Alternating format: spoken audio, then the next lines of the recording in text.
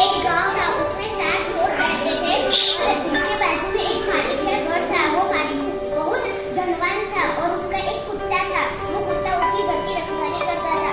एक दिन मालिक घर के बाहर गया तब कुत्ते को भी लेके गया, पर कुत्ता रास्ते में छूट गया। तब मालिक आगे निकल गया और कुत्ता फिर से घर पे आ गया और छुप के बैठ गया।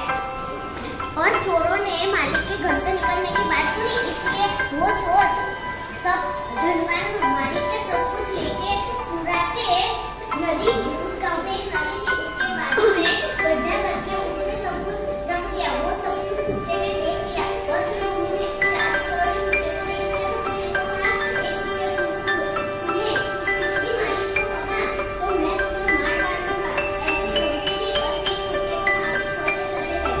फिर मालिक दूसरे दिन घर पे आया तो देखा कि कुछ भी नहीं था।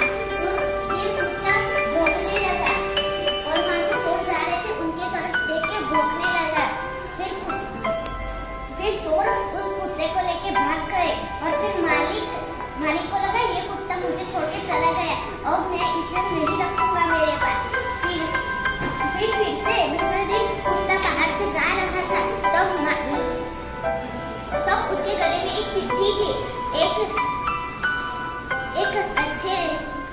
एक अच्छे युवान ने उस चिट्ठी में लिखा था मालिक के लिए कि आपका सब सामान इन आपके बाजू वाले चोर